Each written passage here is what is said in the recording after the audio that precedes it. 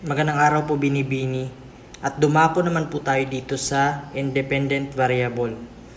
Ang independent variable ay isang variable sa isang eksperimento na kung saan ay kinukontrol o binabago ng mananaliksik upang ito ay masuri ang epekto nito sa dependent variable. Sa madaling salita, ito ang sanhi sa isang cause and effect na relasyon. Halimbawa, kung nais mong pag-aralan ang isang epekto ng iba't ibang uri ng pataba sa paglaki ng halaman, ang independent variable ay ang uri ng pataba o organiko o chemical o walang pataba na nauugnay dito.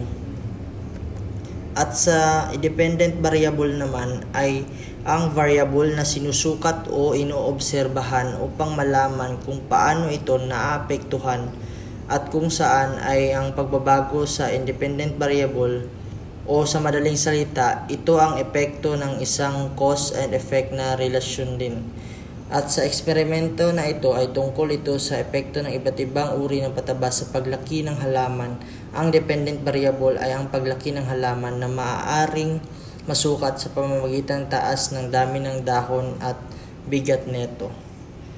At dumako naman din tayo dito sa control group. Ang control group ay isang pangkat ng mga individual sa isang eksperimento na hindi sumasa ilalim sa isang experimental treatment o hindi binabago ang kanilang kondisyon, at ang layunin ng control group ay magbigay ng batayan para sa paghahambing ng epekto ng experimental at sa treatment nito ay hindi inabago o normal na kondisyon.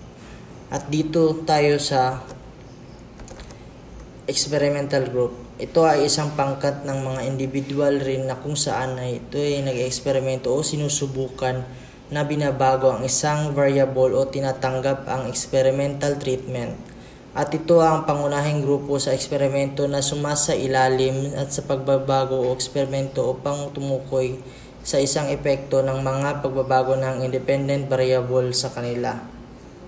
At dito ay sa pamamagitan ng pagkaalaman ng eksperimentong group ay maaring mabawasan at masuri ang mga epekto ng experimental treatment o variable sa mga individual na kasapi nito.